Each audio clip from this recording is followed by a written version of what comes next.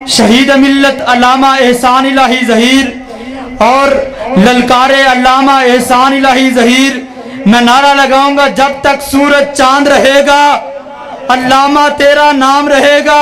جو اس دیوانے پروانے کے آج بھی مستانے ہیں، ہاتھوں کو بلند کر کے جب تک سورج چاند رہے گا علامہ تیرا نام رہے گا۔ اسی یاد کو جگانے کے لیے، اسی دور کو اجاگر کرنے کے لیے میں دعوت خطاب دے رہا ہوں۔ ننھا منا مقرر للکار علامہ ظہیر، انداز علامہ ظہیر، مقرر شعلہ بیان حضرت مولانا حافظ طلحہ ساجد صاحب، بڑے ادب سے التماس کرتا ہوں کہ آپ مائک پر تشریف لائیں اور شہید ملت علامہ احسان الہی شہید کی یاد تازہ کرے، ان کی آمد سے قبل اللہ کی کبریائی کا اعلان کرے۔ کوئی بازو نیچے نہ ہو، رب کو راضی کرنے کے لیے اپنے بازوؤں کو بلند کریں۔ نعرہ تکبیر، نعرہ تکبیر، شان رب العالمین، شان رب العالمین، للکار علامہ حضرت مولانا طلحہ ساجد صاحب۔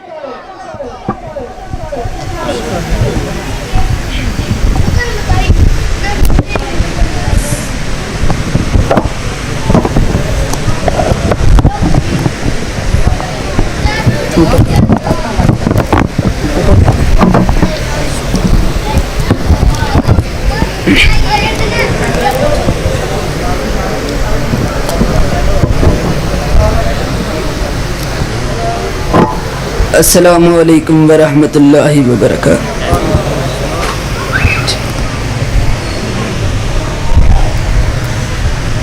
اعوذ باللہ من الشیطان الرجیم،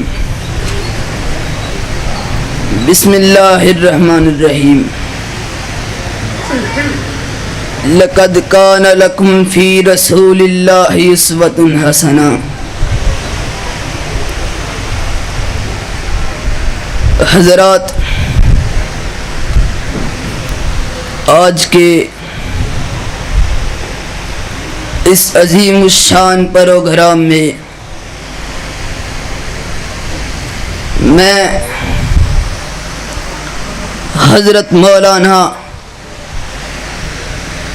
میاں مطیع الرحمن پسروری صاحب اور اپنے بڑے بھائی حافظ اسامہ شاکر صاحب کے حکم پر حاضر ہوا ہوں۔ حضرات، وقت مختصر ہے اور میں اس مختصر وقت میں آپ لوگوں کو ایک ہی بات بتلا دینا چاہتا ہوں کہ لوگوں سن لو، تمہارا ہادی، تمہارا پیر، تمہارا امام، تمہارا پیغمبر، تمہارا رہبر، تمہارا مرشد وہ آدمی ہے کہ جس کے بارے میں کسی ہندو شاعر نے کہا تھا کہ ایک عرب نے آدمی کا بول بالا کر دیا، اور جس کے بارے میں کسی دوسرے شاعر نے کہا تھا کہ مائے بچے جنتی ہے ایسے بہادر خال خال، کہ چشم فلک نے اس سے زیادہ دلیر، اس سے زیادہ شجاع، اس سے زیادہ جانباز، اس سے زیادہ موت سے ٹکرا جانے والا اور کائنات کی طاقتوں کو اپنی نگاہ میں نہ لانے والا چشم فلک نے ایسا انسان نہیں دیکھا ہے کہ مدینے کی بستی پر رات کی تاریکی میں کفار نے شب خون مارا، لوگ گڑبڑا کر اٹھے، گھوڑوں پر زینے کسی، اسلحے سے لیس ہوئے اور مدینے کی سرحدوں کی طرف بڑھے۔ جب وہ لوگ مدینے کے دفاع کے لیے مدینے کی سرحد کی طرف جا رہے تھے، آمنہ کا لال تنے تنہا دشمن کو بھگا کے واپس آ رہا تھا۔ نعرہ تکبیر، شان محمد مصطفیٰ۔ دیکھا، حیران و ششدر رہ گئے، آقا آپ کہاں سے آئے؟ دشمن نے حملہ کیا، فرمایا ساتھیو جاؤ، تم جا کے آرام سے سو جاؤ، محمد تمہاری حفاظت کے لیے اکیلا دشمن کو بھگایا ہے۔ ہم نے تو ایسے بہادر، ایسے شجاع نبی کو مانا ہے، اور ہم کسی ایرے غیرے کانے کو نبی مانتے؟ اور بولو، کانے کو نبی مانتے؟ اور ہم نے، اور آج مجھ کو یہ بات کہنے کا حق حاصل ہے کہ وہ نبی، اس بہادر نبی،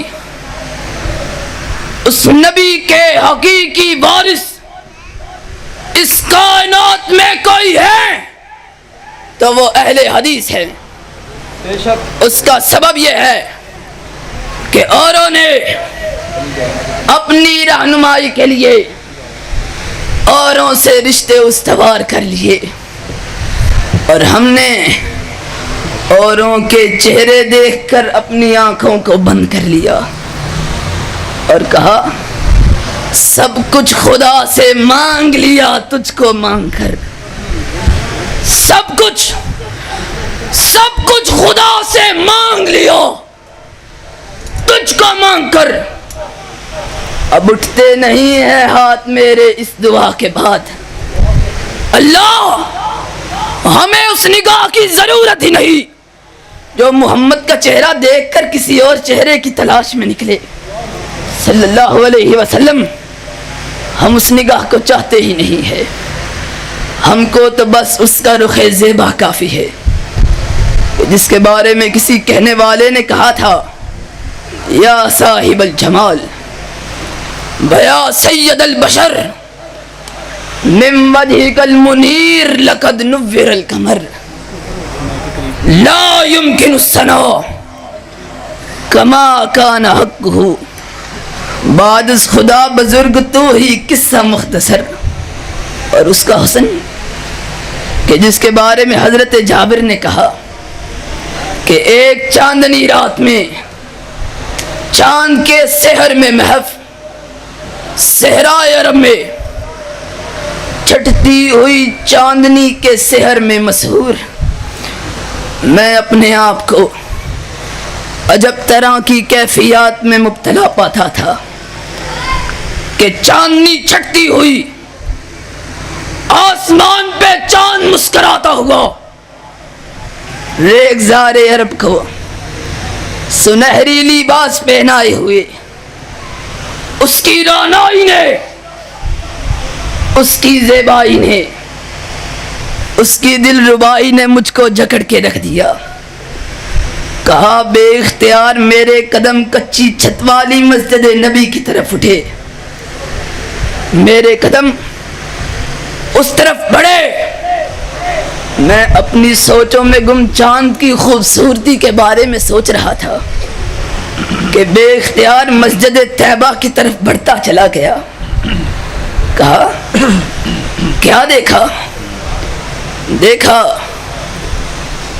کہ کچی چھت، کچا صحن، اور صحن مسجد میں آمنہ کے یتیم نے سرخ چادر اوڑھی ہوئی ہے، اور چہرہ من وجهك المنیر، چہرہ دیکھا، دیکھتا رہ گیا۔ ایک دفعہ نگاہ آسمان کے چاند کی طرف اٹھی، پھر پلٹی تو مدینے کے ماہ تمام پہ پڑی، تو بے اختیار ہو کے کہا من وجهك المنیر لقد نور القمر، آقا چاند کو بھی اگر حسن ملا ہے تو تیرے چہرہ پرانوار سے ملا ہے. اور اس کا حسن کہ جس کے بارے میں حضرت حسان نے کہا، فرمایا وَأَحْسَنَ مِنْكَ لَمْ تَرَ قَطُّ عَيْنِي وَأَجْمَلَ مِنْكَ لَمْ تَلِدِ النِّسَاءُ خُلِقْتَ مُبَرَّأً مِنْ كُلِّ عَيْبٍ كَأَنَّكَ قَدْ خُلِقْتَ كَمَا تَشَاءُ. آقا میں تیرے چہرے کا حسن کیا بیان کروں، ایسا معلوم ہوتا ہے کہ تو رب کے پاس کھڑا تھا اور کہہ رہا تھا اللہ مجھے ایسا بناتا چلا جا. تو کہتا چلا گیا، رب بناتا چلا گیا. اس کا حسن کہ زمانے بیت گئے، ماؤں نے ایسا نہ جنا، اور جب آمینہ کے گھر یہ پیدا ہو گیا ماؤں نے کہا ویسا جنا جا سکتا ہی نہیں ہے. اس کا حسن. اور آج یہاں جتنے لوگ آئے ہیں، جب نبی نے اپنی دعوت کا آغاز کیا اتنے لوگ نہیں تھے جتنے آج اس جگہ موجود ہیں. اور اتنے کہاں، ایک وقت تو ایسا تھا جب ساری کائنات محمد کی تکذیب کر رہی تھی. اکیلی صدیقہ خدیجہ کبریٰ وہ محمد کی تصدیق کر رہی تھی صلی اللہ علیہ وسلم. اور میرے آقا زخم کھا کے آتے تھے گھر میں، جسم پتھروں سے لہو لہان ہوتا، سر پھٹا ہوا ہوتا، وہ کندھے زخمی، وہ سر پھٹا ہوا کہ جس پہ اگنے والی زلفوں کی قسم عرش والے نے اٹھائی. وہ کندھے زخمی کہ جب ان پہ چادر رکھ لی تو عرش والے نے یا ایھا المزمل کہا. وہ قدم زخمی کہ جب میرے آقا بے بسی کے عالم میں مکہ سے نکلے تو عرش والے کی غیرت کو جلال آیا. فرمایا لا اقسم بہذا البلد وانت حل بہذا البلد. محبوب مجھے تیرے اٹھتے ہوئے قدموں کی قسم، وہ دن آنے والا ہے کہ جب تیرے قدموں کی چاپ کے سامنے روم و ایران کی فوجوں کے دل پارا پارا ان کے پتے پانی ہو جائیں گے. وہ محمد صلی اللہ علیہ وسلم. دنیا نے کبھی ایسا بہادر آدمی دیکھا ہے؟ اور لوگوں اہل حدیث ہو تم بھی سنو، آج چھوٹی چھوٹی باتوں پہ گھبرا جاتے ہو. آج معمولی باتوں پہ دلوں کو چھوٹا کر لیتے ہو، اور جب بھی دل میں ملال آئے مدینے والے تاجدار کو دیکھ لیا کرو. لوگوں بات کرنے کا مقصد یہ ہے کہ وقت مختصر ہے، اور اگر زندگی نے وفا کی تو انشاءاللہ پھر حاضری ہوگی. لیکن ہاتھ اٹھا کے وعدہ کرو جب تک زندہ ہے محمد کے اسوے کو تھامے رکھیں گے. ہاتھ اٹھا کے وعدہ کرو، سارے ہاتھ اٹھائیں، کوئی بازو نیچے نہ رہے. او بتلاؤ محمد کے اسوے کو تھامے رکھو گے؟ تھامے رکھو گے؟ اونچی بولو، تھامے رکھو گے؟ ہم نے ہر دور میں تقدیس رسالت کے لیے وقت کی تیز ہواؤں سے بغاوت کی ہے، چھوڑ کر سلسلہ رسم سیاست کا فسوق فقط نام محمد سے محبت کی ہے. وآخر دعوانا ان الحمدللہ رب العالمین.